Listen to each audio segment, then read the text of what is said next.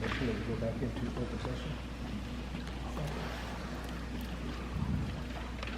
We can go into open session at CADETS, seconded by Dr. Robinson.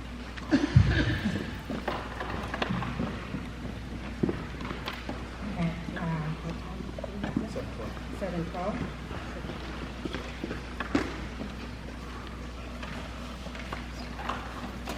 Action determined in closed session. Item B, in closed session, the board took action to issue a notice pursuant to Educational Code Section 44929.21. Employees identified by 3102 and 3116 shall be given notice that he or she is not re-elected for the year 2021 school year effective at the end of the 2019 and 2020 school year, and directed the superintendent or designee to send out appropriate legal notice. The vote was as follows.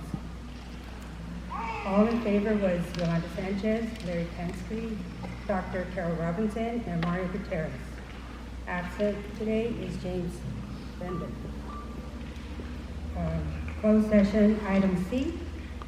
In closed session, the board took action pursuant to Educational Code Section 44951 to direct that notice of reassignment for the year 2020-2021 school year and subsequent school years be given to the certificated administrator in the following position: Assistant Principal of Rosamond High School. The board's action was taken by the following vote. Yeas were Yolanda Sanchez, Larry Tansky, Dr. Carol Robinson, and Mario Gutierrez. Absent is Mr. James Bender. We also checked.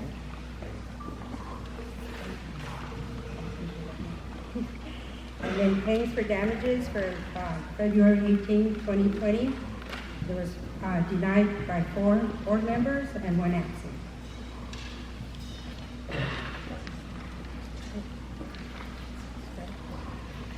A recording of this meeting is being made and shall be kept for 30 days as public record. Pledge of Allegiance led by Dr. Carol Robinson. Oh, I'm sorry. Cadet Corps. By the Cadet Corps. Please stand for the presentation of the colors. Right, face. Forward, march. Left, left, left, right, left, left, left. Your left, your right, your right, your right, left. Come left, march. Left, left, left, right, left. Come left, march. Left, left, left, right, right. Mark time, march. Hut, 2, 3, 4. Hut, 2, 3, 4. Ready, hook. Left, face. Present colors. Arms. Present arms.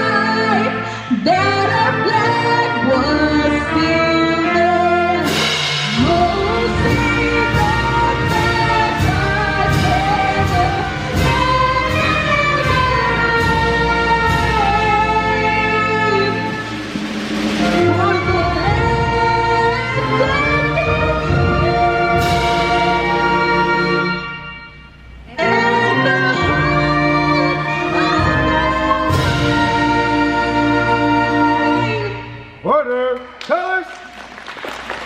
Order.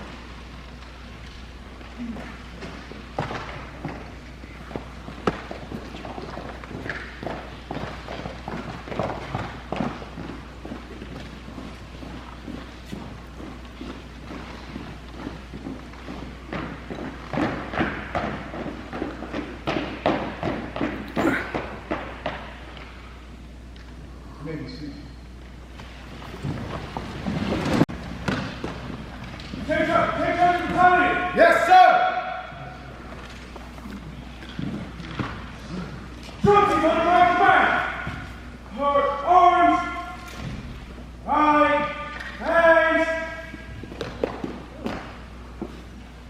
forward, march, column left, march, left, left, right, left, column left, march, left, column left, march, left, right. Drill team, hold. Mrs. Akinini, California Cadet Corps Program 273rd Battalion, 15th Brigade, drill team requested permission to use drill to perform 15 count manual armed man. Left, face, order, arms, in cadence, by the numbers, 15 count manual of arms, ready, 1, ready, 2, ready, 3, ready, 4, ready, 5, ready, 6, ready, 7, ready, 8, ready, 9, ready, 10, ready, 11, ready, 12, ready, 13, ready, 14, ready, 15, right, face, port, arms, forward, march, left, right, left, routine, hold, left, face, order, arms,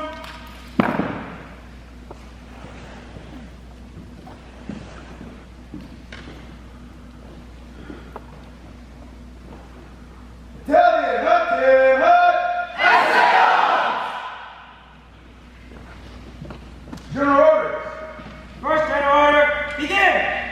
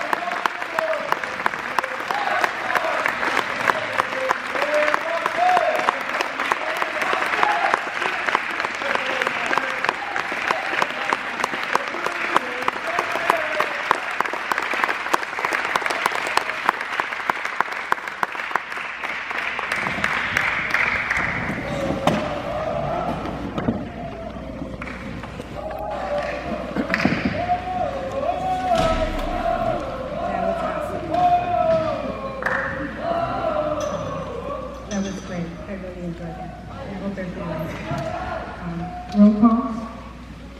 Larry Hansky is here. Carol Robinson. Jim Bender is absent. Mari Gutierrez and Dwayne Moore. Do I hear a motion to approve the agenda? Make a motion to approve the agenda. Motion by Gutierrez, second by. All in favor? Aye. One absent.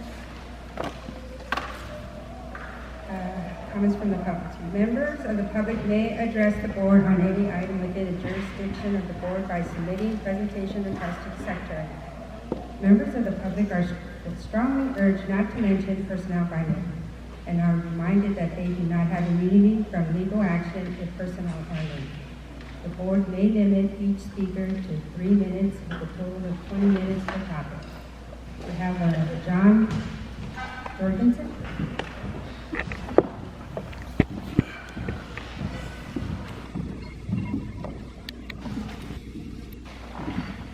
So, my name is John Jorgensen. I'm the father of a couple of students at Tropico Middle School. And honestly, the reason for me coming tonight was just to kind of advocate for some information that I kind of was brought to my attention today. And I'm really just advocating for our students because our kids, I have been brought to the attention, or it's been brought to my attention that our students are not being allowed or given the opportunity to promote together as a class. Forgive me for my lack of not knowing or understanding why, but we have been informed that there will be 2, possibly 3 promotion ceremonies. My son is in the 8th grade and promoting. We have been in we've been in the Antelope Valley our entire lives. My kids have gone to school from beginning to end here in Rosamond. We've started kindergarten all the way up through now 8th grade. I've got great kids. This community has got some great kids, and it just seems to be a little bit of a frustration to know that our kids do not get the opportunity to promote together and promote with their friends and with their class, and instead being separated, either by last name or however that's going to be addressed. But I just felt that it was really important and really necessary that our kids get awarded the opportunities that previous classes have. I understand that maybe gowns will not be worn this year. Maybe that's not such a big issue. But again, these kids being provided the opportunity to promote with their class, with their friends, with their life, because that's what these kids have known. So I just wanted to just kind of bring it to the attention and maybe just see that our kids get awarded the opportunity to do that. If it can still be done here at the high school, if it can be done somewhere where they can do it together and still have a comfortable environment for everybody and not feel really crammed into any area. And I think the high school is the most opportune place to do that. But again, I just feel like I'm advocating for our kids and for our students and giving them opportunity. I know when I promoted years and years ago, I won't say how long ago, but from middle school, that was a thing that I really remembered. It was one of those things, promoting with your friends and having a camaraderie. And just being able to do it together and do it as a class. So I understand there may not be a response tonight. I just appreciate you guys hearing out my concerns and hoping that maybe it can be addressed. Maybe there's some rectification or something that can happen so that these kids can just be together in their final days as they approach their promotion and commencement ceremonies. So thank you guys very much for your time. I appreciate it.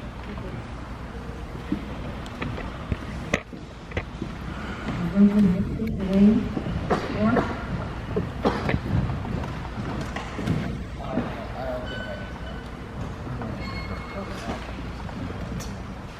Hey, I'm Dwayne Moore. I'm the Rosamond High School ASB president, for those of you who don't know.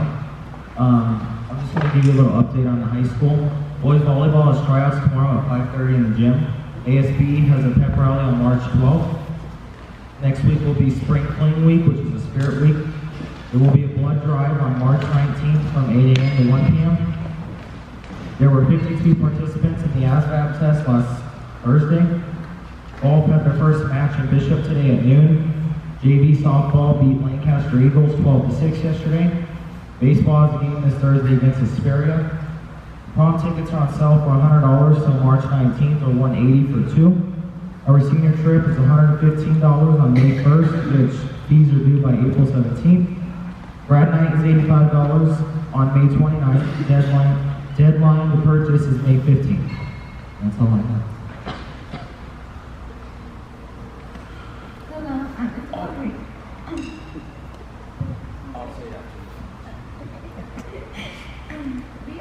We are still selling well-Spanish chocolate along with other students' activity goods. We are planning the end of the year carnival and the end of the year field trips. The sixth graders field trip is May 21st at the Moody's and the cost is $12. The seventh graders is May 29th at Morgan's and it's $20. The eighth graders is at May 22nd at Magic Martin, Mountain, $45. Our rescheduled dance will be March 19th, 6 to 9 p.m. The theme is Spring Gala. Tickets are $8 pre-sale and $10 at the door. We are waiting on food roach from cafeteria. Our other options are in and out, subway, or cross-country sales. Sports. Girls and boys soccer teams have won 3 games and lost 2. They play tomorrow against Caden. Track will begin soon. I have one more comment. This week we had build-your-own breakfast bars and pancakes, breakfast burritos, and all that. Ms. Akiniti got a comment from a student. She said, as you know, this week has been a build-your-own breakfast. It would be nice if we could keep it around. This would be beneficial. Today at nutrition, there were twice as many students eating breakfast. Most of those students want to know if it will stay around. Most students don't like eating school food because it is the same thing. I know it's only because of National Breakfast Week, but please consider this.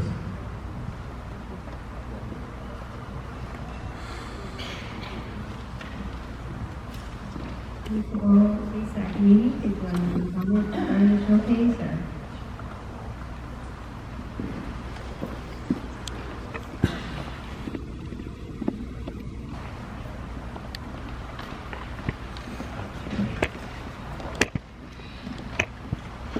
First off, we have a small gift for each of the board members and Mrs. Gaines.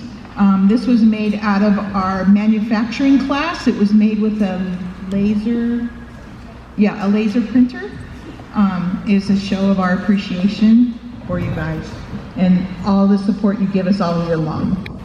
So I do want to say thank you to the board, to Mrs. Gaines and the cabinet for allowing us this time to show what we do here at Rosamond and how wonderful we feel some of our projects are. So first off, you got to see the cadet corps that we had. So this is our first year for cadet corps. It's taking the place of junior ROTC. So we have that. You can see how wonderful they are. There's quite a few kiddos that are in that group there that made quite a turnaround from having some structure, having direction in their lives. They've really turned around a lot, and Commander Wallace really has to be commended for that. Our band, when I get done speaking here really quickly, the band is going to play a song that Mrs. Gaines had requested, and we'll be able to do that very shortly. So some of our celebrations that we have to say is in December, we took our first interim test in math and English for the SBAC. We're trying to use it to get the kids more adjusted and acclimated to the rigor and the way the test is composed. The questions and what's being asked of them is a much higher rigor rate than it is during normal classroom instruction. So we want to make sure that they have practice for it. We're hoping that we'll see some better scores this year. We also have 2 ELD classes this year. They are filled with students from levels 1 through 4, and they are leveled between 2 classes. One class is 1 and 2 level, and then there's another class period with 3 and 4 level ELDs. And so we're also hoping with that we'll have some higher LPAC scores and higher reclassification rate, because these kids are getting some really good instruction now and getting some good reports. We also have AVID this year, is available for all grade levels. All of our core classes are A through G approved through the UC portal. Math, science, ELA, and history are beginning discussions on updating their pacing guides to review their relevance, rigor, and alignment to the Common Core standards. Math, science, ELA, and history are also discussing protocols to establish benchmarks to show student progress on the standards. We currently really don't have any benchmarking at our school site to show progress on the standards, so that's something that we're going to be starting to really look into with leadership. We used to do the STAR test. All that shows is growth in reading comprehension. So that's really, we're keeping that only for the ELD so we can show growth in their mastery of the English language. And then a huge thing happened. We had WASC in October. The visit went really well. We were awarded a 6-year validation with a 2-day visit at mid-cycle, which that'll be in 3 years from now. So they'll come here 2 years to check on how well we have done on all of our goals, and I know it's going to be wonderful. I can't wait. But I really want to thank all the district office for allocating funds for paid time for our staff to compose the document. I want to say thank you to food services, maintenance, and our site custodians. Rosie and Raven took good care of our visiting team by keeping the team fed and happy. They did a great job making sure everything was there. They made sure the snacks, beverages, and lunches were served on time and were delicious. Faculties and maintenance worked very hard and made our campus sparkle. And then our site custodial staff kept our site in tip-top shape. The success of this visit was a direct result of the teamwork of the entire district. Here at Rosamond High, we're truly grateful. And now Mr. Riley's going to be bringing up a few slides.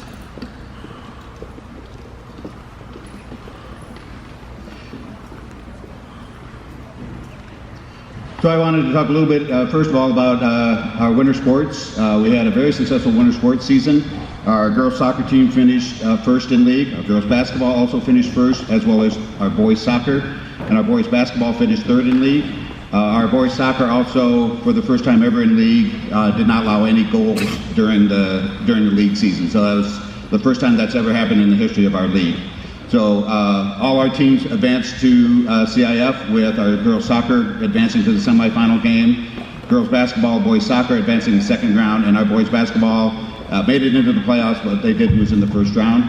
Our wrestling team, we had 5 wrestlers advance to CIF, 2 finished in 4th place, and 1 moved on to the next level, which is called CIF Masters.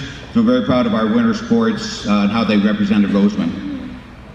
Now I want to get back to WASC. Based on conversations with leadership team and then also recommendations from WASC, we are going to be incorporating go back to AP classes, starting with the 12th grade next year. So we'll have AP in government, calculus, and English literature. Those teachers will be attending training in the summer at AP by the Sea in San Diego. The administration and district office have been working on getting sample curriculum so that we can have that approved and ready to go for the beginning of the next school year. Also, based on recommendation from WASC, we are going to have more sections available for Algebra 2 to allow more opportunities for students to enroll. Currently, our Algebra 2 enrollment is quite low. Many students, as juniors or seniors when they're beginning that 3rd year of math, want to go into business math or math for trades. It really not increasing the rigor and really preparing them for the SBAC or college level math. So starting next year, we will implement a new procedure that all students who have earned a C or better in geometry will be enrolled in Algebra 2. So that will increase the rigor and then, again, better prepare those students for the SBAC testing and then also for the college math classes that they'll have to take at some point in time. Enrollment in business math next year will be limited to those students who are also enrolled in a CTE class. And the math for trades class we now offer, that math curriculum will be embedded into our construction and our manufacturing classes instead of having a separate section for math for trades. With Algebra 1, we talked about how we can help those students that struggle in Algebra 1. I know our administration and Tropical Middle School, along with Mr. Quellman, have worked to try to come up with a plan to identify those students who may need that extra support. So this spring we will be administering the UC Berkeley Algebra Readiness Test for all the incoming 9th graders, the promoting 8th graders. This data will help determine which students are are shown to be ready to be successful in high school algebra, and then also identify those that may need extra support or intervention. In response to that, we would like to offer at least 2 sections of a 2-year Algebra 1 class, and that would be that Algebra 1 class would be taught over a 2-year period, so that the pace can be slowed down, the concepts can be better taught, and that students can be better ready to move on to that next level of math, which would be geometry. So that is, again, something we're working on with Tropico, and would like to offer to our students that, again, we know they struggle in math, and hopefully make them better successful and make them more confident as they move forward in math. So I will now turn it back over to Ms. Akinina.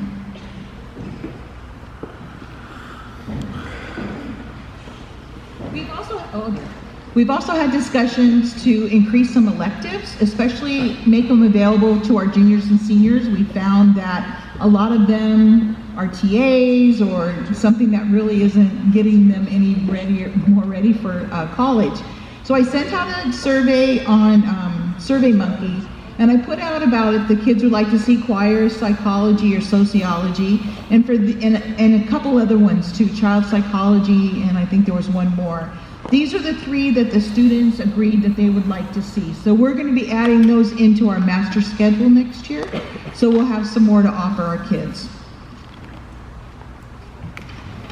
Currently, Mr. Riley is our acting athletic director. The duties, oh dear, sorry guys. The duties of the athletic director currently taken away from his AP duties on a daily basis.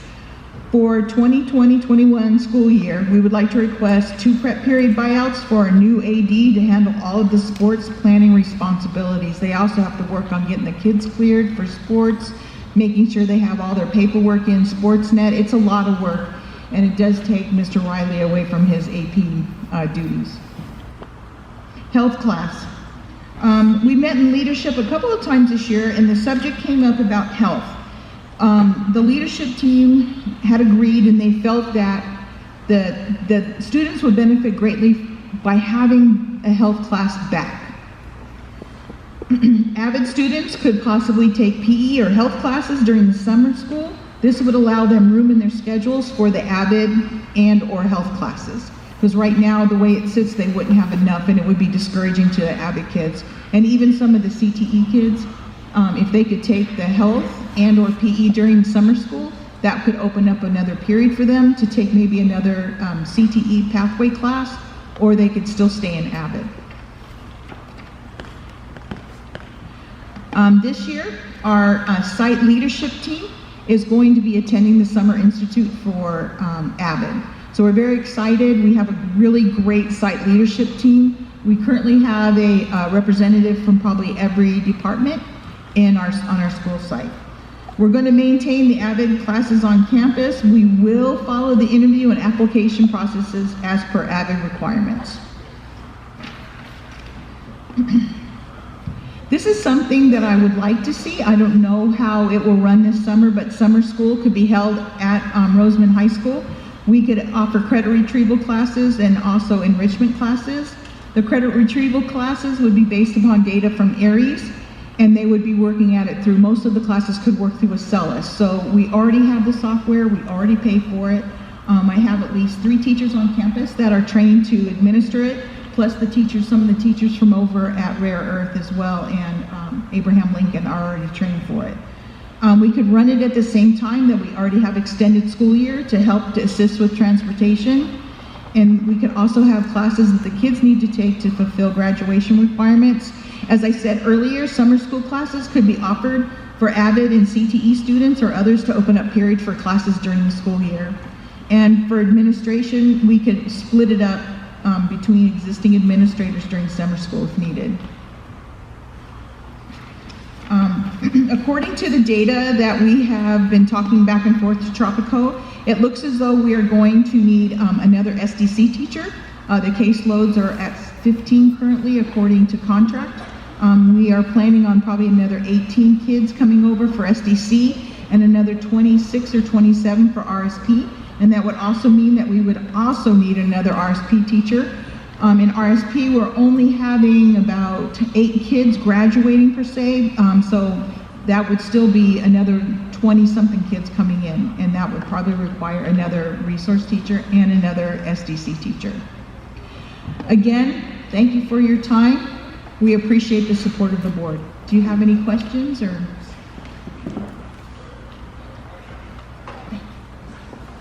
Do you guys have any questions or anything that you'd like to ask? Okay, now what you've been waiting for is our Rosamond High Band. Thank you very much.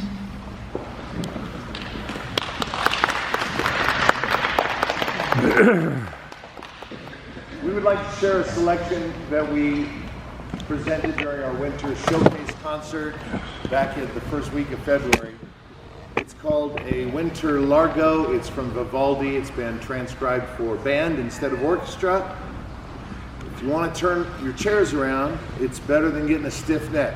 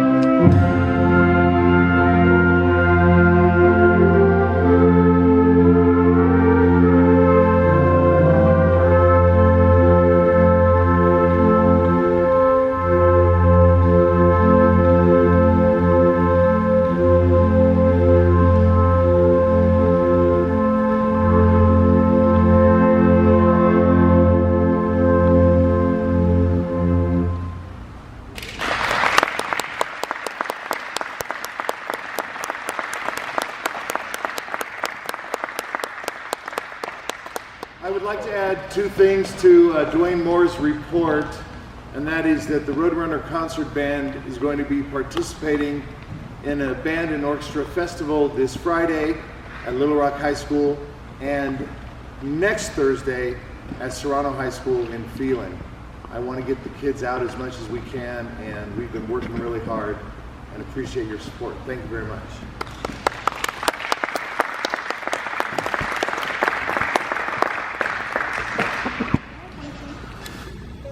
As you guys walk in today, you probably saw a red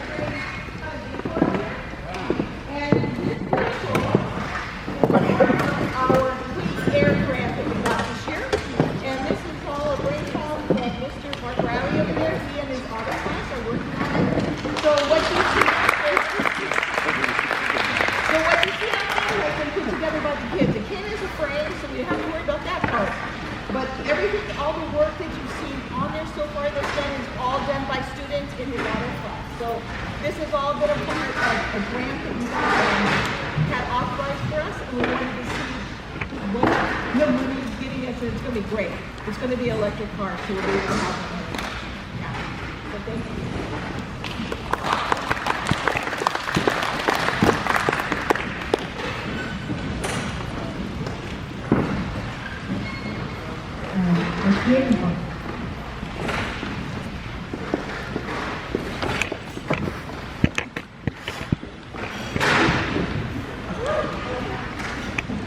Well, I'm sorry the band students are leaving because I was going to ask them, how many of you were in my class 7th or 8th grade? See, I helped teach them to count to 4. And Mr. Ferrandini back there helped get them started in band, and of course, that was huge for them being able to perform tonight. And then when we saw Cadet Corps tonight, wow, what student discipline does for their behavior. I've been talking about that a lot lately. But now on to the RTA report. And by the way, I need to get this podium for my classroom. This is fabulous. I have a few items for the board tonight. First of all, the district's calendar committee has met twice. Gary and I also met with Mrs. Gaines and Mrs. Hargis to discuss parts of the calendar. There are two primary changes the district wants to impose in which RTA has concerns. Can you still pay attention to me? The first issue is the beginning of school. For the last several years, we've had minimum days during every day the first week of school. This is important for two reasons. Number one is because early elementary students have a difficulty transitioning from summer break to a full day of school. Students are crying, resting their heads on their desks and asking, when is school over? And it's only 10 a.m. Of course, so are the teachers. The second issue is preparing for the school year. Rooms need to be organized, books and supplies need to be passed out, lesson plans need writing, informal grade level and department meetings need to be held, parent letters, syllabi, first week's activities need copying, and many other tasks await. Teachers desperately need the 1 or 2 hours every day the first week provided by minimum days to accomplish everything. Having a week of full days is tough on the students and tough on the teachers. I appreciate the fact that the district is offering one minimum day, but it should be the entire week. In a survey that I put out this week, 71% of the teachers responding prefer the preparation days the first week of school over 2 additional PLC days during the year. So I hope the district will take a look at that. The second issue is parent conferences at the end of the first quarter. For all my 27 years in the district, parent conferences have been held from 1 o'clock in the afternoon until 8 o'clock in the evening. The district is now changing the schedule to conferences only during the regular school day. Personally, I don't feel strongly one way or the other. My concern is the change is being made without input from the parents who will not be able to attend conferences because of work. It will also be frustrating when parents then ask to schedule conferences at more convenient times in weeks before or after the scheduled parent conference day. So again, I would like the district to continue to look at that. Now, most teachers are fine with the change in schedule for parent conference day, about 69%. But parents need to be made aware of this change, along with the expectation that this will be the only day made available for conferences within the 2 or 3 week window. Next are programs being offered and restored by the district. Last year at this time, ROTC, CTE programs, AVID classes, and elementary PE programs were slated to be cut. ROTC was replaced and expanded, as we saw tonight, by California Cadet Corps. CTE programs are still in place. AVID classes were never eliminated and are scheduled to be restored and expanded next year. All of these are secondary programs. What about elementary PE? I said this last year, once these go away, they will not be replaced. So am I right or am I wrong? Is there talk or expectation about rehiring the 2 elementary PE teachers we lost? It is likely we will hire a new full-time person, or maybe 2, to expand the AVID program at the secondary level. So the PE program at elementary is not about providing prep time for the elementary teachers, as the board often suggests. It is about providing the 100 required minutes per week of quality PE programs our elementary students deserve every week. One elementary PE teacher services 800 students. One AVID teacher sees 150 students. Let's do the math. We heard just tonight the high school is asking for several new costly programs, or the expansion of programs. And these are great. I fully support them. But they should only be considered after elementary PE is restored. I spoke earlier of discipline. The district's discipline committee has had one meeting to look at this matrix for student behavior and their reasonable consequences. The committee is meeting again on March 10th, and I'll have more to report after that meeting. On the board agenda tonight, I have also met with Mrs. Gaines on the revised administrative salary schedule. RTA understands the need for the changes in the salary schedule. While the increased costs are minimal, they are increased costs. And every group in the district has taken on cuts over the last year, except for the administration. So I expect the district and the board to ensure that all 3 groups, administration, RTA, and CSEA, will get their fair share of any limited resources in the upcoming year. Finally, also on tonight's board agenda is RTA's proposal for opening negotiations for the 2020-2021 school years. The proposal is in the board's packet. The proposal in the board's packet is just a summary. There have been a few minor additions, but again, we're opening those articles, and what you have is a summary. Almost all the proposal is for simple language changes to clarify procedures, many of which are already in place. I have submitted 90% of the specific language changes to Mrs. Gaines. What you won't find in there is any request for salary increases or changes in benefits. I'm sure that Mrs. Gaines agrees with everything that we propose, and I expect that she will approve them all within 15 minutes of our first meeting. Or not. But according to the contract, the district may respond to our proposal at your first meeting in April or within 2 weeks. We hope to begin negotiations in April, so the sooner the better. If you have any questions during the open session to sunshine our proposal, I'd be glad to answer them and respond. Thanks very much. And I love this thing. This is great.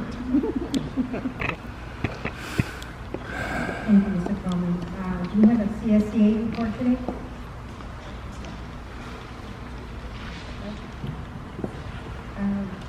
CBO report, Mr. Barr. Thank you.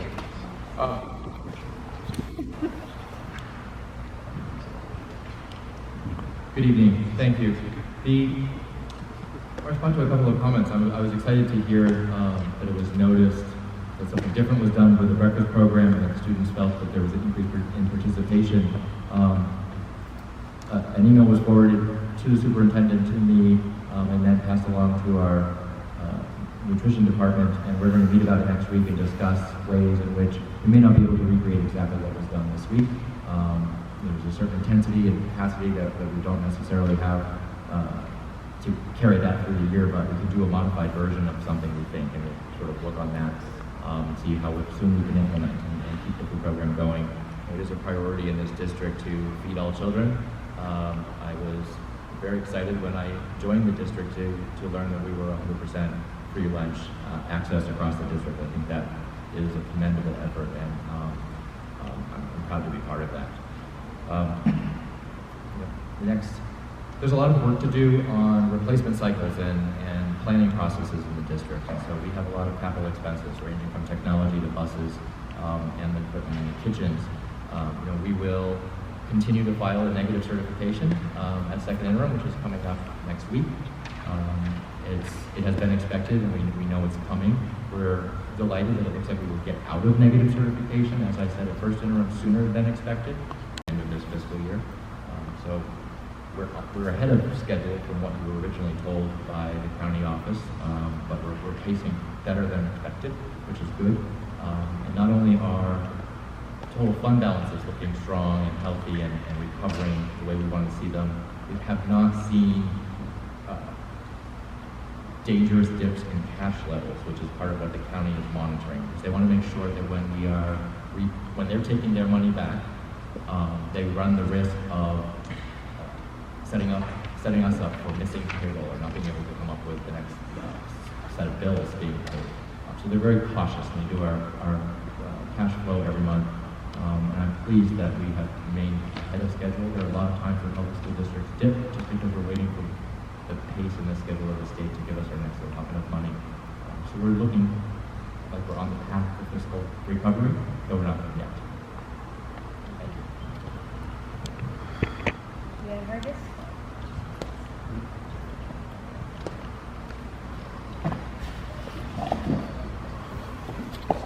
Good evening, and thank you all for coming. I'm going to do a short presentation on having new Stop It app that we're going to be implementing at all the school sites, and it's a new anti-bullying program. So these are just some general statistics about bullying that they come from the U.S. Department of Health. 95% of all teens ages 12 to 17 are now online.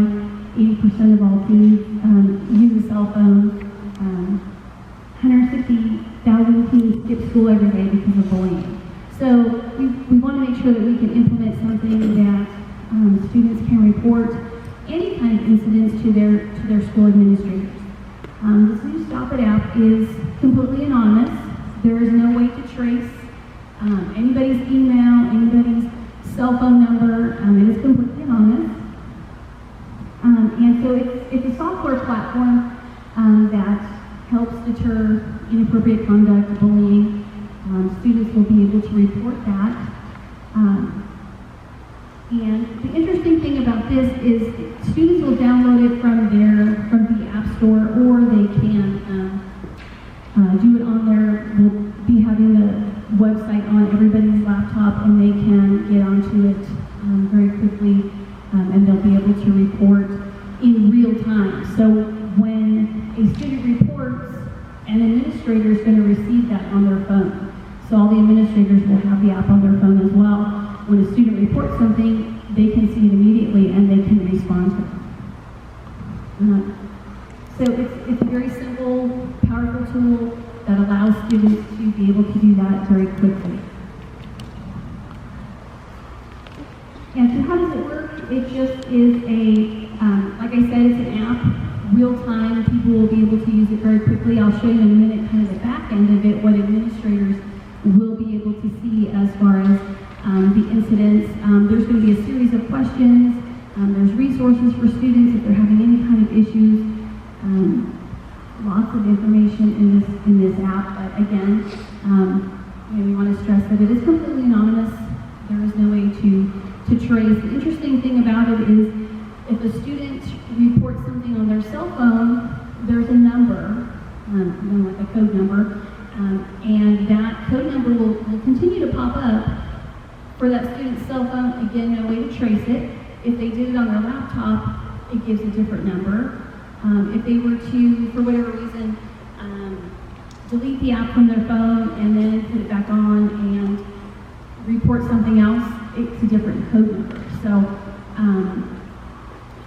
and again, there's no way to trace it. So, and just some of the different things, the report button, and then there's also a messenger button.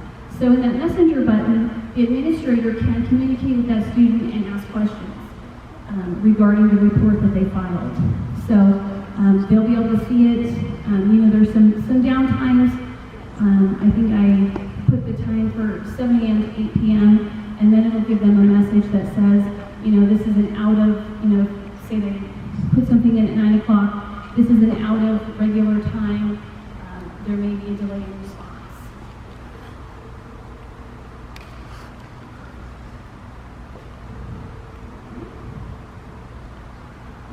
And so this is just a short video, just a couple minutes, and gives you more information about the app.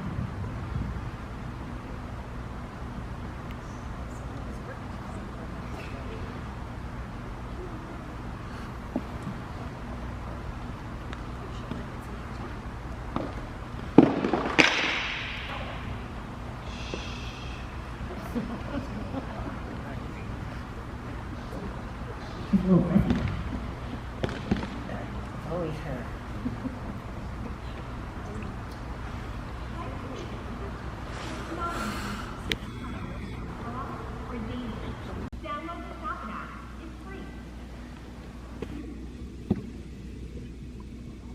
We do hope to have this rolled out to all school sites by next Thursday. Each school site is going to, do it in the best way for them. I did send this video out to all of the staff, all of the employees, so that everybody's aware that that we have this app and they can help students. Anybody that's having an issue, if they, are afraid to come forward, don't want to come forward, they can, report something that is happening to them or happening to somebody else. So just quickly, I was going to show you just the back end of the app, what the administrators will see.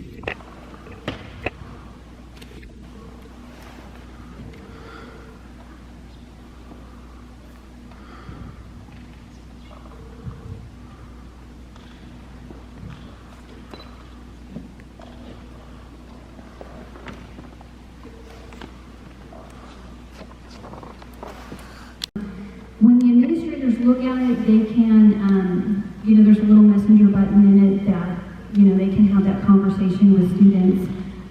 There's places where they can document the incident. And once incidences are in the program, they can't be deleted. So they have to go through and finalize the incident, close out the incident in order for it to be finished. Once it's closed, then they would have to open up another incident. But like I said, next Thursday is when we would hope that all of the school sites will have that rolled out. Each school site will have their own different access code. So and access codes are pretty simple. For Tropico, it would be TMS Eagles, and that goes for all of the school sites, RHS, Roadrunners. The only one that's different is West Park because theirs was already taken, so they're WES Wilds, but everybody else kind of follows their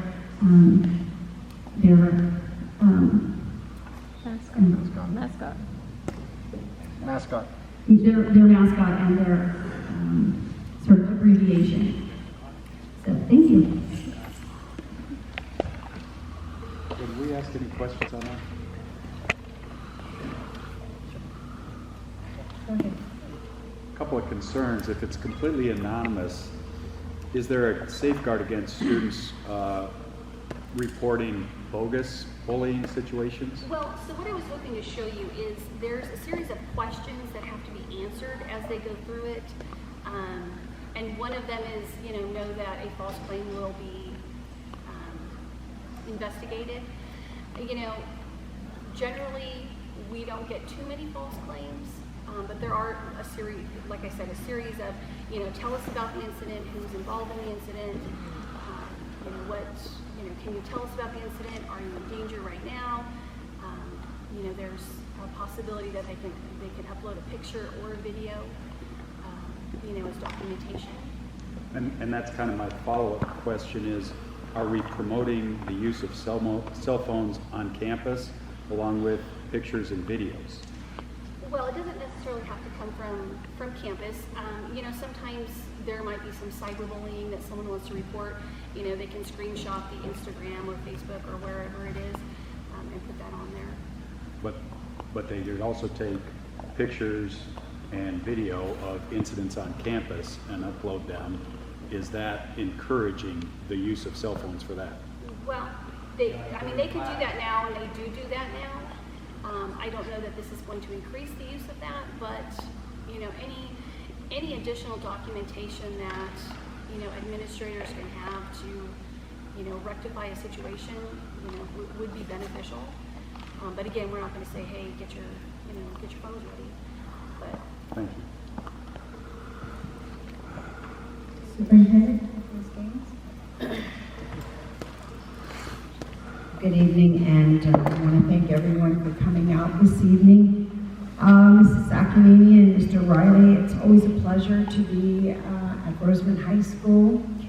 And as I sat here this evening, it's just incredible to me. I want to give a shout out to my maintenance and grounds crew, because I was just here, as Mr. Clausen said, for a concert in early February, and ironically, one of the black flags was hanging on, it was like not really, it was just sort of hanging down there, and here I am back, and it's been corrected. So I'll have to make sure that I let the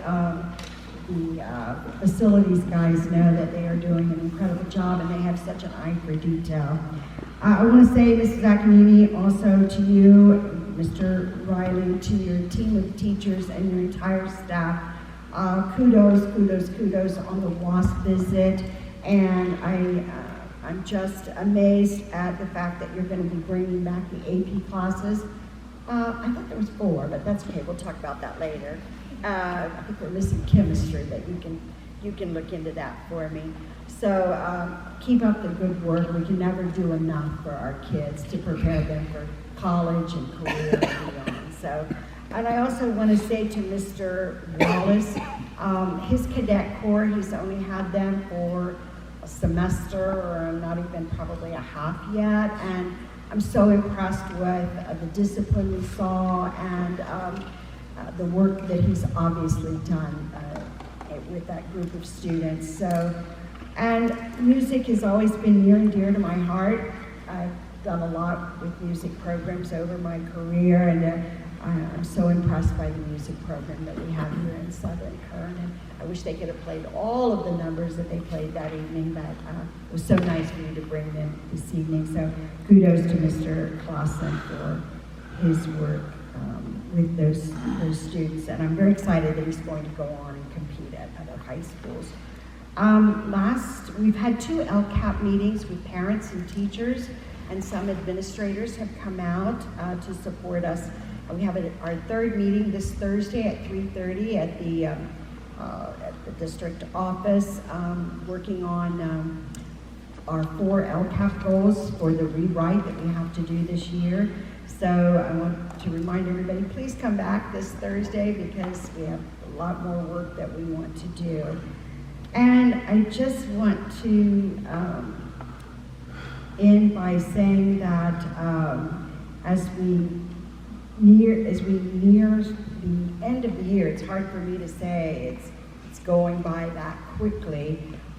We have a lot of things in the works that we're trying to do, as Jonathan mentioned, on our limited budget, and stay within those walls and those boundaries, so we will be able to get out of this financial crisis that we are in. But I just want to thank all of my cabinet members, because and really everyone in the district, because everyone's working very, very hard, and it's not always an easy job to do the work that they would like to do with a restricted budget.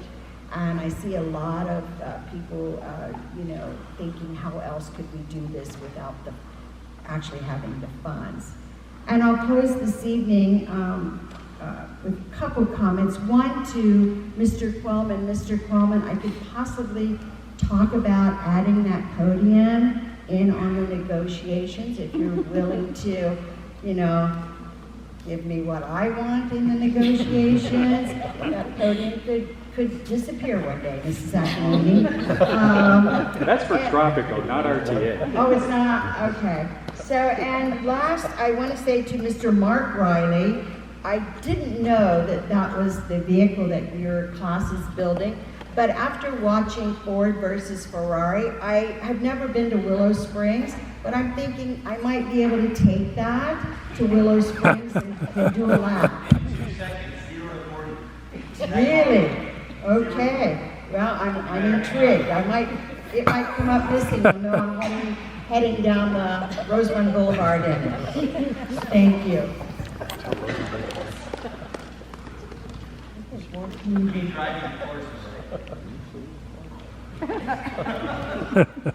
want to thank everybody for coming. The Cadet Corps, amazing. They are just amazing. Our band, again, amazing. It is just so wonderful to see our kids doing so well, especially since we almost thought we would not have anything for like Cadet Corps a couple years ago. So I'm very happy to see that. Thank everybody for coming. Great presentations from the high school. And Mr. Riley, that is it. I was out there inspecting it earlier. I like that. Yeah, look at the nuts and bolts. We put it together pretty quick.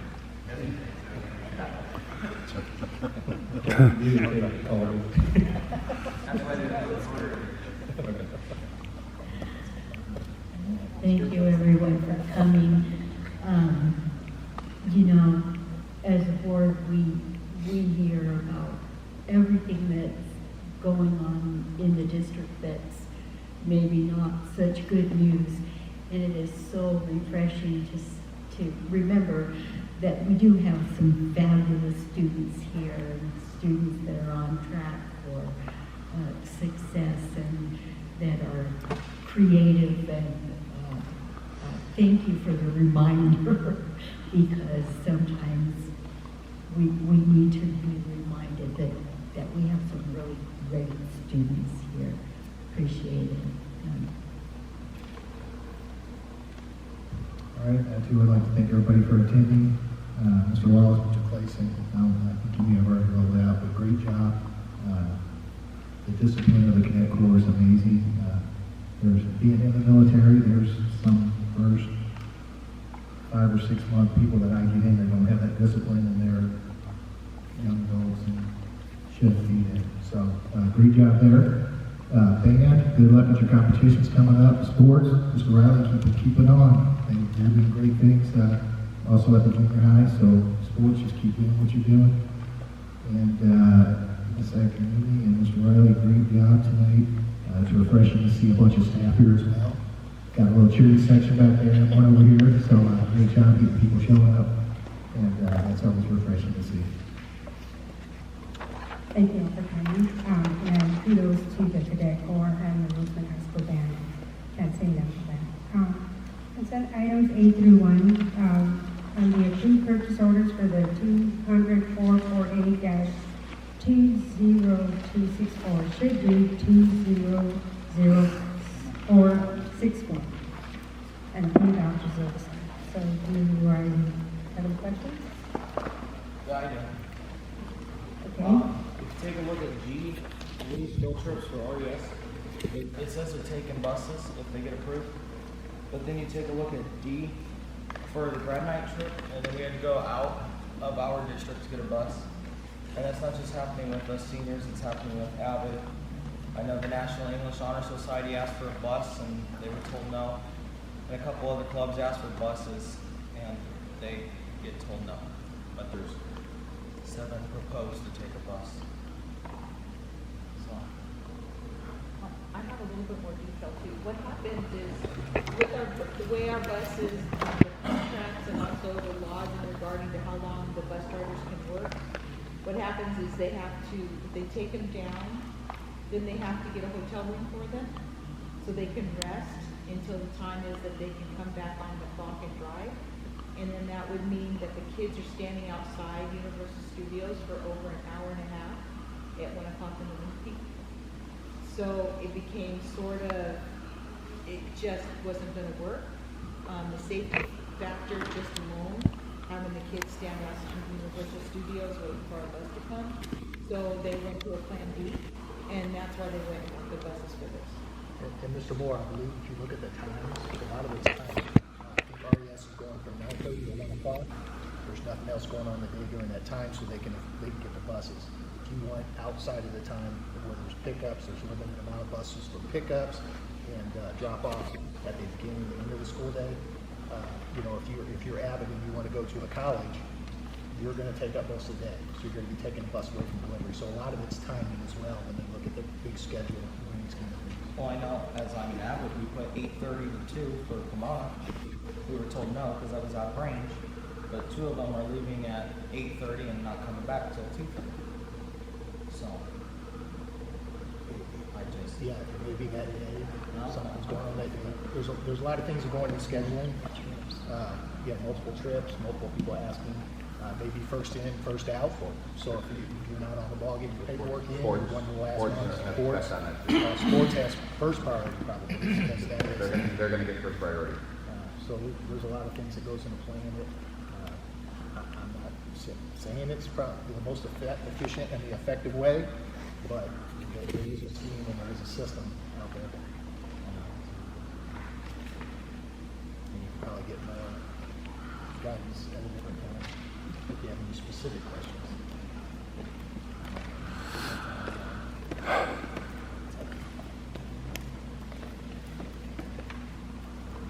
Do I hear a motion? I make a motion to approve consent items with the change to B. Consent items A through I. I'll second that motion. Second by Gutierrez. Thank you, Dr. Wesley. All in favor? Aye. One absent. nay. One nay.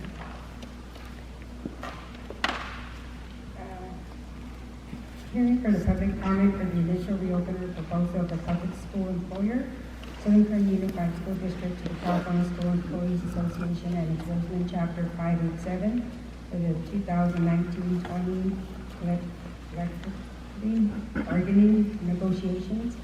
Initial reopener proposal to the CSEA was presented on December 13, 2019. Ms. Gaines. Yes, this proposal was initially presented on December 13th. We are just bringing it back this evening for the public to have an opportunity to make any comments they would like on the articles to be negotiated between CSEA and the district. Make a motion that we recess for public comment. Gutierrez makes a motion for open public hearing. Second by Robinson at 8:25. All in favor? Aye. One absent. Stephen? Aye. Okay, public hearing. Any comments?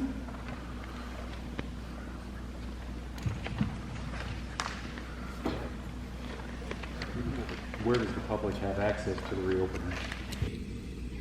Good question. If they're going to make comments, don't they have to have access to the reopeners? This is what the public gets. Yeah. I'm not the public. I get it. I get the stuff. But how does the public get this? If the only agenda they get is 4 pages, how can they make comments on it? And that includes, you know, what we're going to do with the RTA proposal here soon.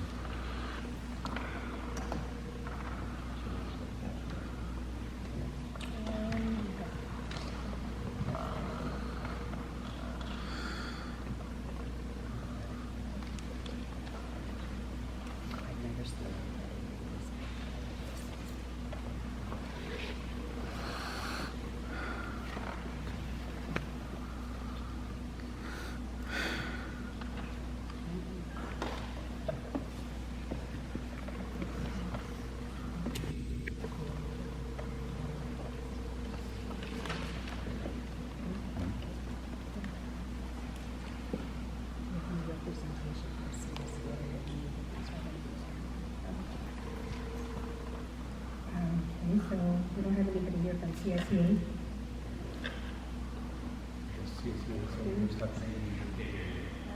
What was that? From CSEA. Representation from CSEA?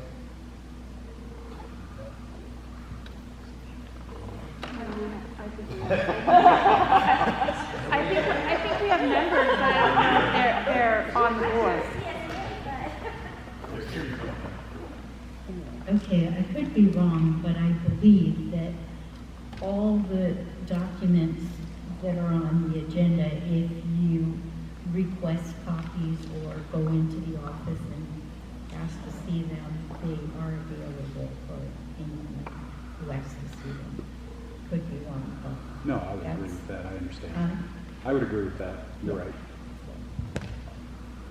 How many people in the public know to go to the district office to request a document? Probably not even 20%. They probably would need to call the district office and find out how they can do copies.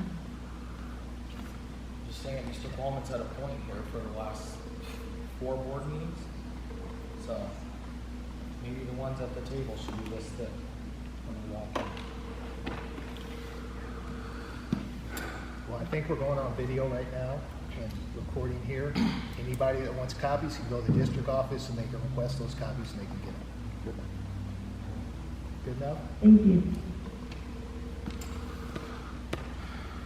Can we close the public hearing? Do I hear a motion? Motion by Chair. Second. Thanks, Lee. All in favor? Aye. One absent. Student vote. Receipt and public notice of the Rosamond Teacher Association and its proposal in negotiations for updates to the contract bargaining in the 2021 school year. Ms. Gaines? Yes, this is the first showing of the proposed, from RTA, the proposed contract negotiations for the 2020-2021 school year, which we will begin negotiations sometime this spring. We do not have a date, and the district will come back with their the articles that we would like to negotiate on in future, at one of the future board meetings. This is for viewing. I hear a motion, well, before we start that, we close the public hearing at 8:29, I need to report that. Do I hear a motion for open public hearing at 8:29? Motion.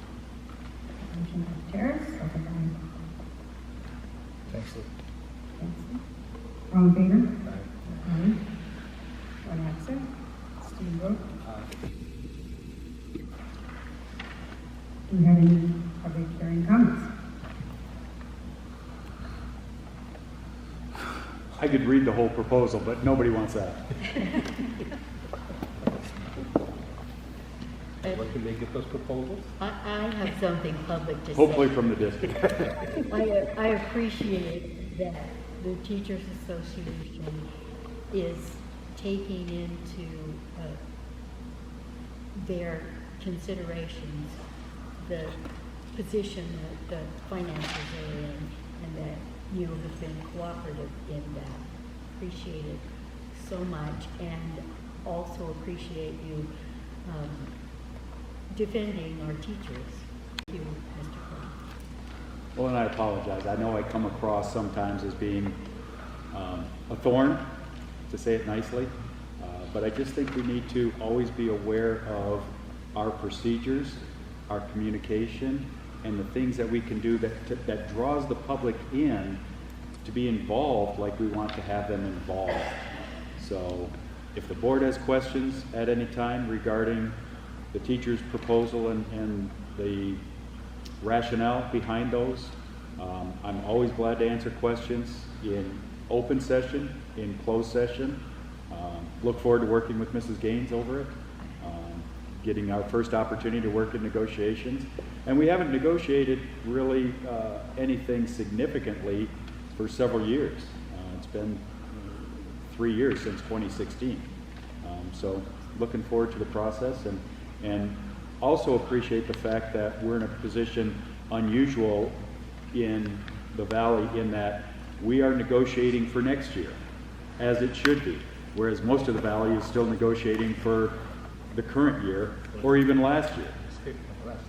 Yeah, and I appreciate the fact that the board and Mrs. Gaines worked with RTA to say, hey, we've taken care of our business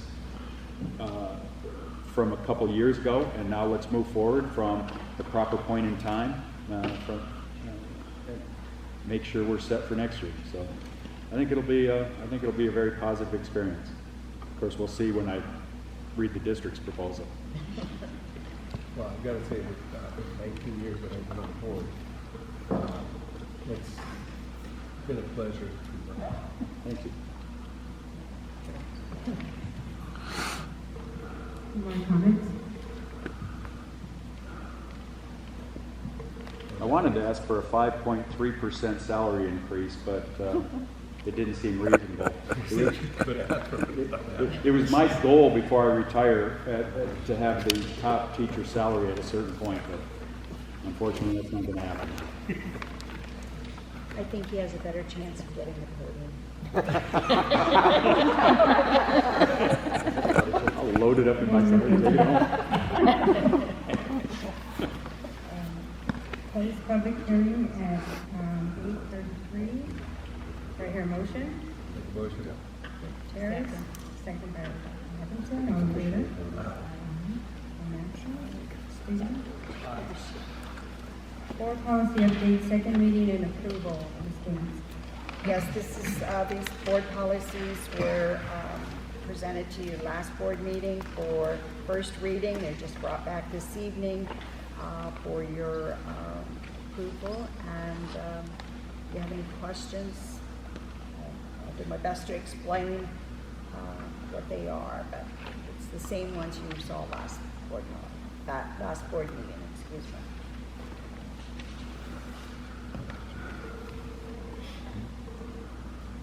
Mr. Bubba, did you get a chance to look at them? I have reviewed board policies. I have no comment or input. Thank you. They're pretty straightforward. Yeah. Most of the time they are. Is there a motion? I'll make a motion to accept the policies as written. Thank you, Terrace. Second. All in favor? Aye. One absent. Stephen? Aye.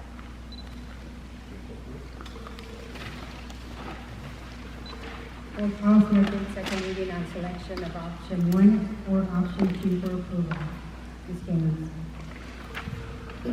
Yes, last board meeting, we brought board policy 5141.21 and administrative reg 5141.21 to the committee brought it to the entire board for discussion because of the severity of this board policy. There's option 1 and option 2 of this board policy. Option 1, first of all, the board policy entails adopting a policy allowing parent or guardian, but not school personnel, to administer medicinal cannabis in a non-smokable, non-vapable form at a school site to a student who is a qualified patient. Policy explains the conflict between state and federal law and provides options for districts to authorize or not authorize administration of medicinal cannabis at a school site. So for districts that choose to authorize medicinal cannabis, policy reflects the components that are mandated to be in policy, including requirements for parents or guardians to provide a written medical recommendation for the student to be administered medicinal cannabis, sign in at the school before administering the cannabis, and remove any remaining cannabis from the school site. Regulation reflects new law 8743, which requires districts to accept a physician's statement for inhaled asthma medication from a health plan operating under the laws of Mexico that is licensed in California. So the option here is that option 1, you will allow the parent to come on and administer this medicinal cannabis at the school site. Or option 2, the that we would not allow it, and the parent would have to either provide this medicinal cannabis to their child at home or come remove the child from campus and take them off as needed. But, this is where we were. We had some discussion last board meeting on whether it should be option 1 or option 2. And I think the board did not come to a final conclusion at the end of the discussion. So it is brought back this evening for a final conclusion and hopefully board approval either on option 1 or option 2.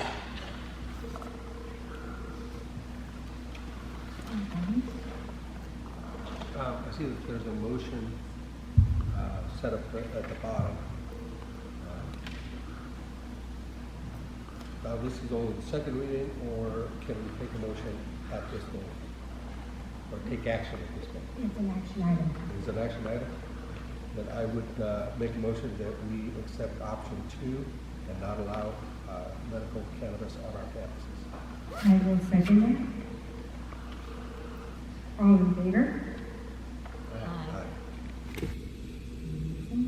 Stephen? Aye. Approved consolidation agreement between Southern Kern Unified School District and the Rosamond Community Service District. Ms. Gilman. Yes, after talking with schools legal, Chris Berger, and also our own Wally Davis, and Steve Perez from the Rosamond Community Service District, this document is asking that we exchange 4 acre-feet yearly for potable drinking water here on the campus of Rosamond High School. And it's not, I want to make it clear, it's not, for example, in 2020, 2021, would it be 4 feet, and then we're going to give up another 4 feet the following year to make a total of 8 feet. It's just 4 feet every year. Now, I suppose at some time if the meters, we have a new meter working after probably a year of collecting data and maybe seeing that we're consuming a lot more, that they could come back at some time and possibly ask to have that adjusted a little bit. But at this time, they made it, Mr. Perez made it very clear, and so did Chris Berger from Schools Legal, that he felt it is safe for the board to approve this 4 acre-feet to get the potable drinking water here at the high school. Now, are we going to be charged for potable water, or so it could be? I know it can't be a straight exchange, but something close. You mean the 4 acre-feet for the water? Yeah. It's just for access, not for the water itself. Well, that's what. Right? From what I believe it's, my understanding it is an exchange, one for the other. Because when I read the contract, the proposed contract, it wasn't very clear.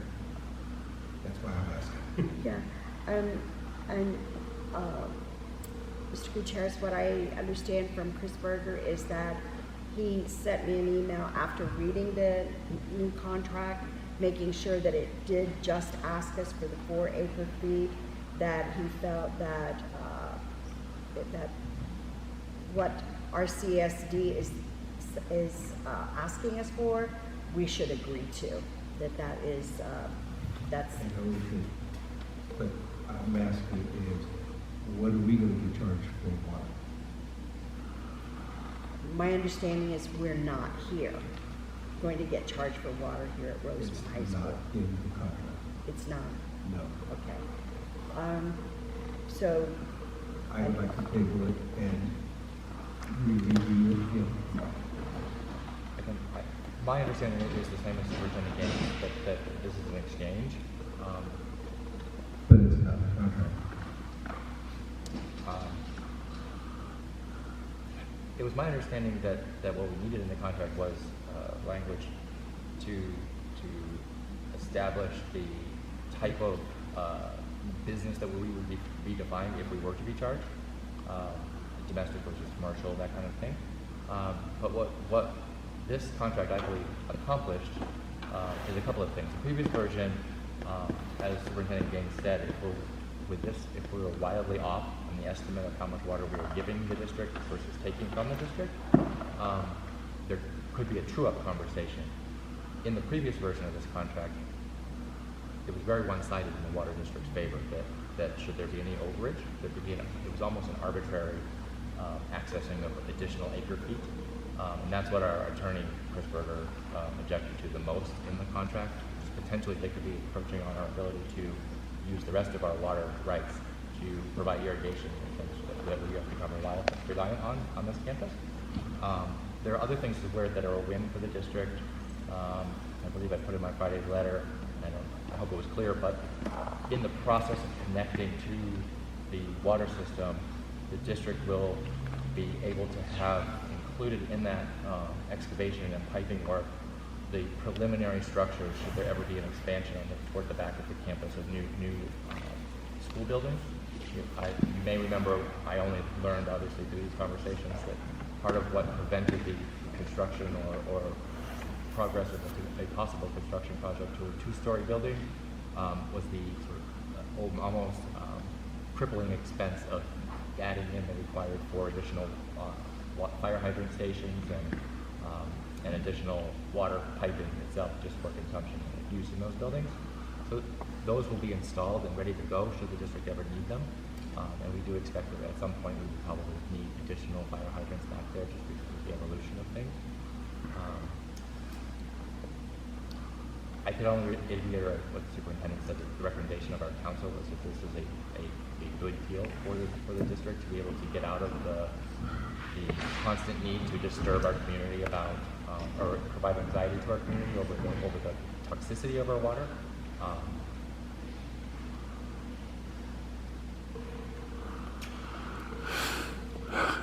I want to see that, right? Yeah. I'm concerned because the water services or whatever charge us a lot of money. And so I'm concerned that we clarify that we aren't running up a huge bill. Yeah, but from someone from RCSD.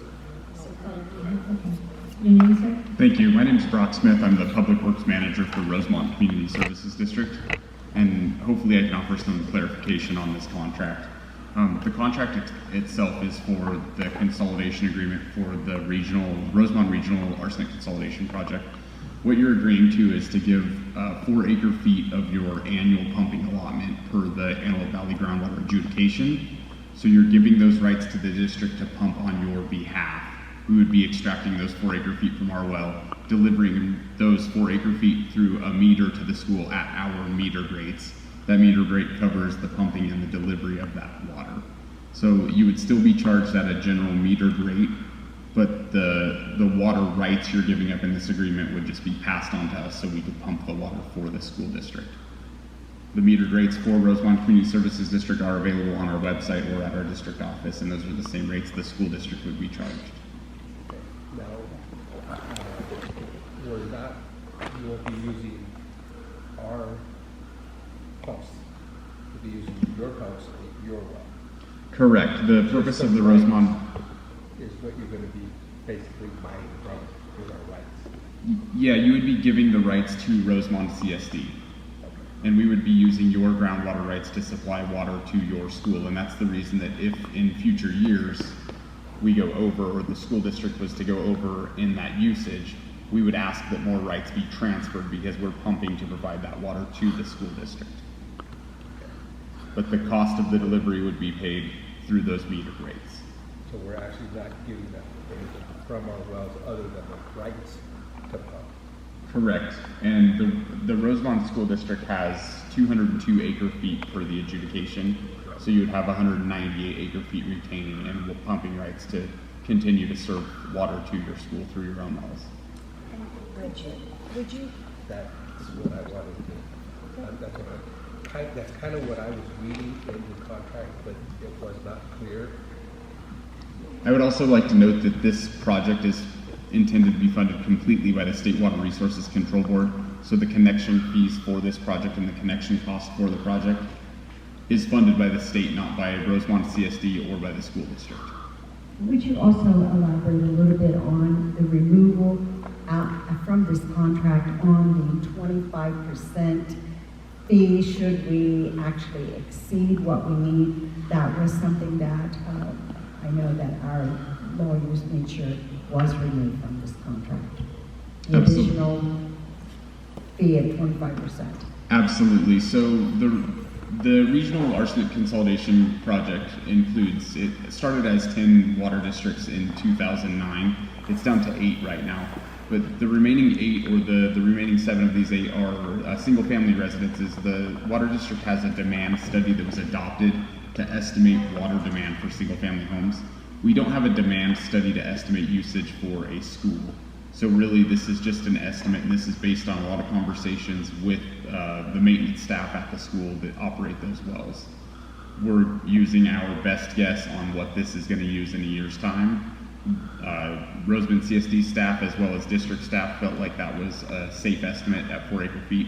A previous version of the contract had an inflator that if the school district went over that 4 acre-feet, they would give us the additional amount plus 25%. That was removed from the contract. So if in future years the high school uses 5 acre-feet, 1 additional acre-foot would be transferred to make that total 5.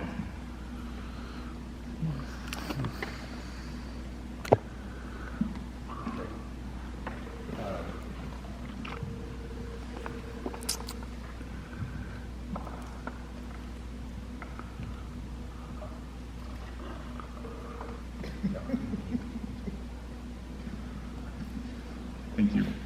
Thank you. I appreciate your being able to come up and explain that for us. All right, I'll make a motion that we accept the water preparatory. Motion by Gutierrez, second by Dr. Robinson. All in favor? Aye. Stephen? Approve single school plan for Rosamond High School Early College Campus. Ms. Stephanie.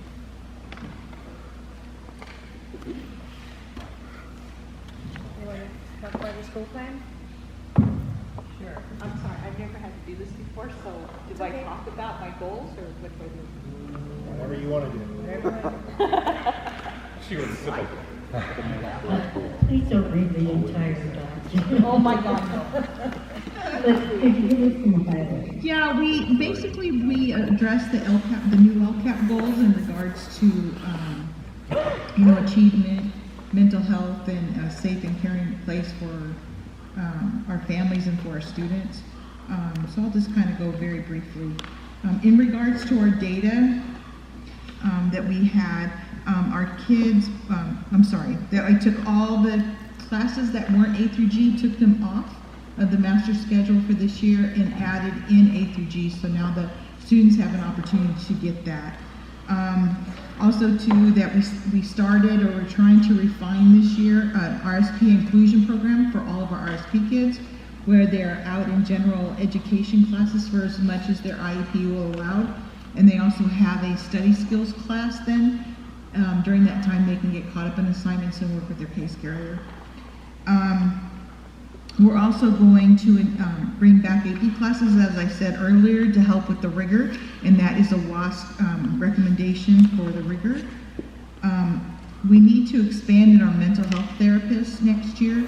We would like to have somebody here full time. We have a great need. A lot of the kids come with a lot of trauma and a lot of things that make it difficult for them to be in the day.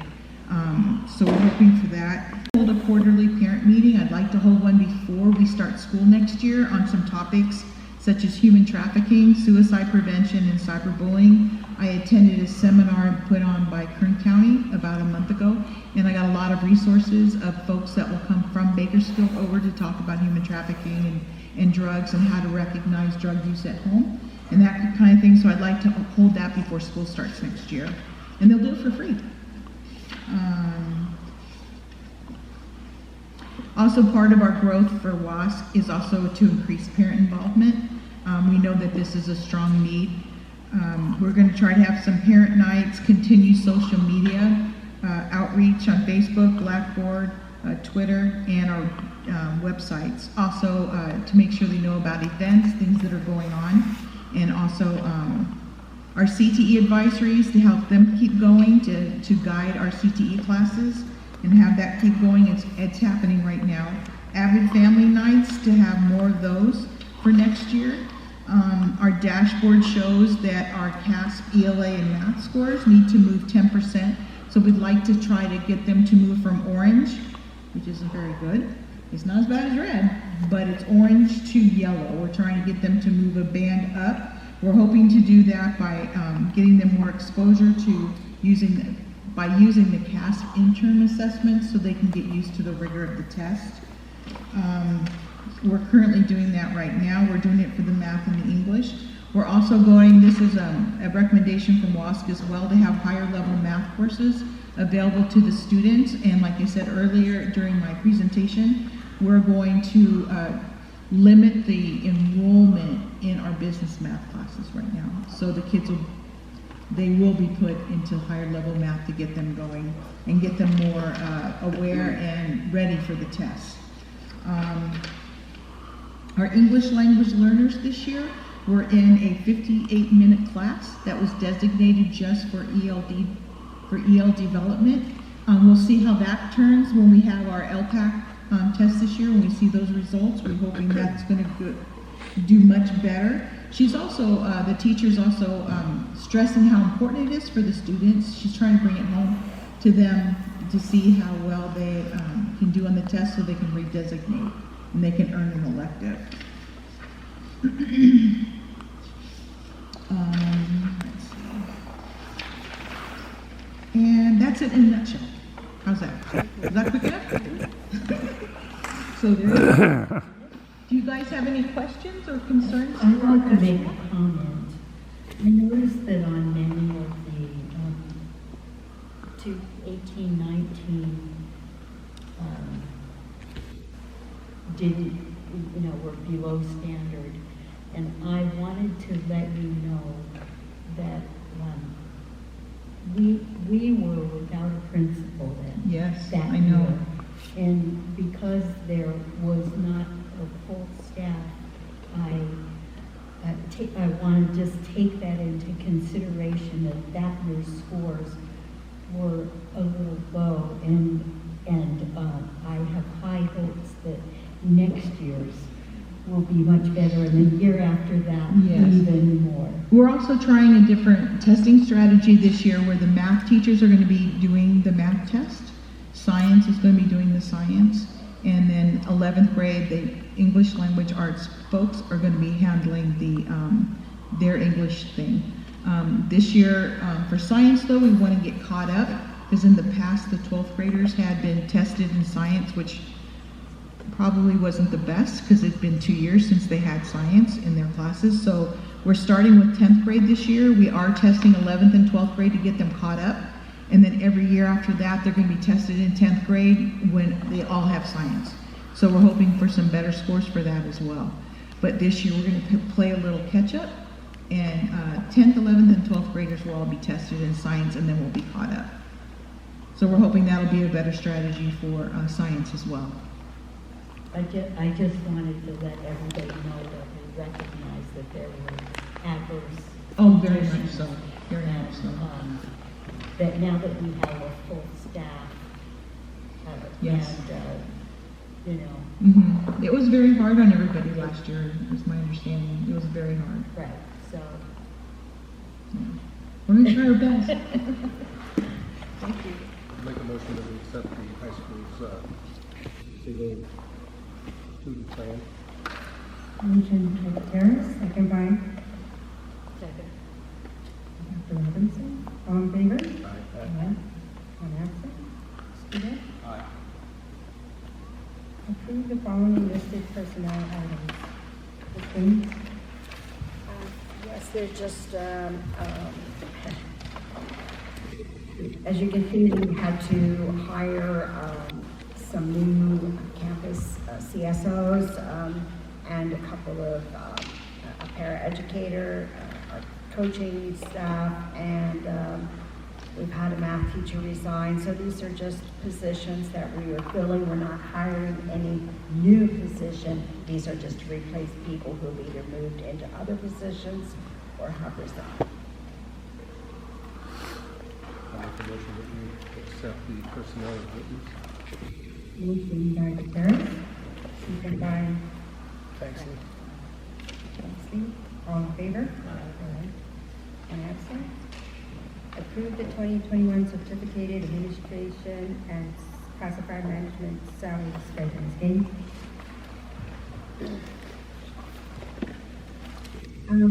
The salary schedule is basically, when I first looked at the salary schedule for leadership and management, I noticed there was no real rhyme or reason as to how it was created.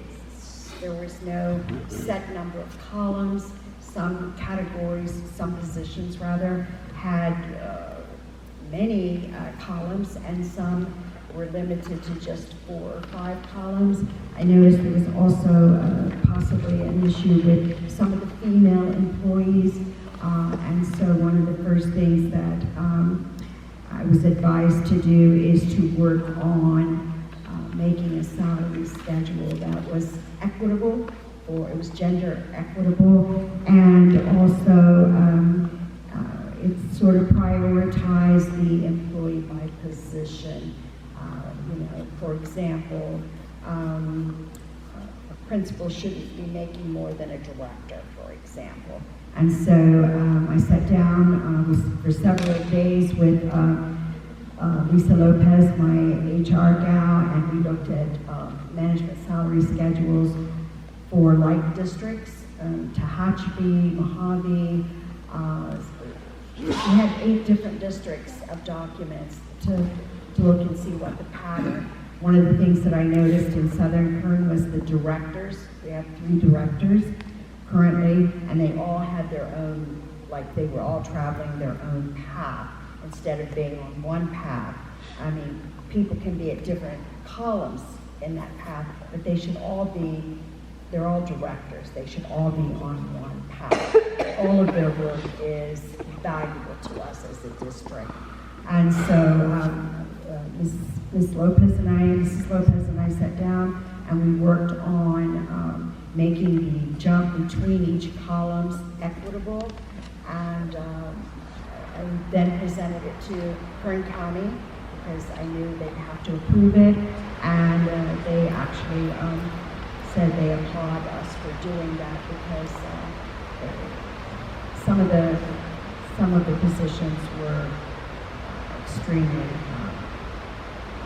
problematic. That's all I'm going to say. So this is the final product. I make a motion that we accept the new salary schedule. Motion by Gutierrez, second by Dr. Robinson. All in favor? One absent. Thank you, Mrs. Davis, for giving us with that. Appreciate that. Make a motion to adjourn the meeting at 9 p.m. Moved by Moore, second by Dr. Robertson at 9 p.m. Thank you all for coming.